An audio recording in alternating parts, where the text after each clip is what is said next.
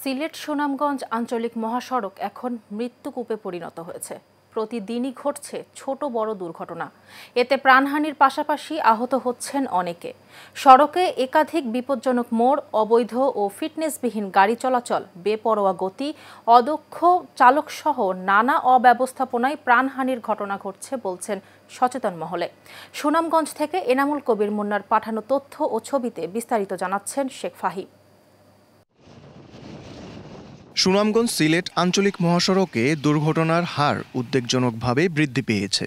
গত 10 মাসে 61টি সড়ক দুর্ঘটনায় প্রাণ হারিয়েছেন 64 জন।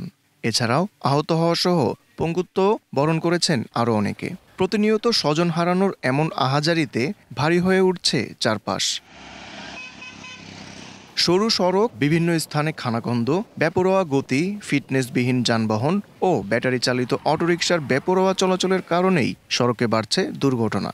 এছাড়াও সড়কে বিপজ্জনক একাধিক মোড় ও রাস্তার পাশে অবৈধভাবে দোকানপাট গড়ে ওঠা সহ সড়কের দুই পাশে গাছের ঝুলন্ত ডালপালা থাকায় দুর্ঘটনার ঝুঁকি আরও বেড়েছে।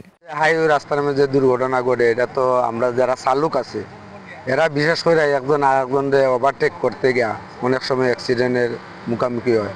এই যে বাস এবং সিএনজি অবৈধ যে গাড়িগুলো আছে, অটো, এরার কারণে মনে করেন বিশ্বটা চলাফেরা করা যায় না। ইদানিং প্রচুর পরিমাণে অ্যাক্সিডেন্ট হয়।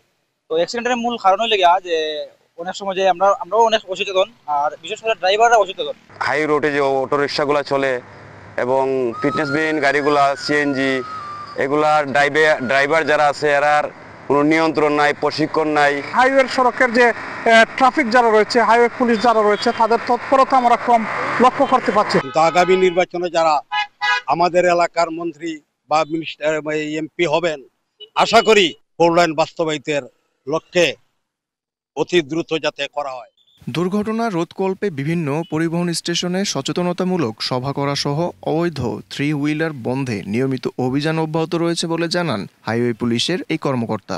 বিভিন্ন অবৈধ গাড়ি বিশেষ করে অটোরিকশা, টমটম, সিএনজি, রেজিস্ট্রেশনবিহীন যে সিএনজিগুলো, এগুলোর মধ্যে আমাদের আগের তুলনায় আমাদের অনেক সংখ্যক আমরা সড়ক পরিবহন আইনে আইনগত ব্যবস্থা নিতেছি।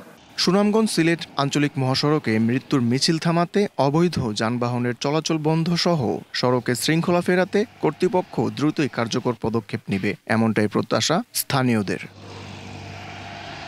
Sheikh Fahim, Asian television.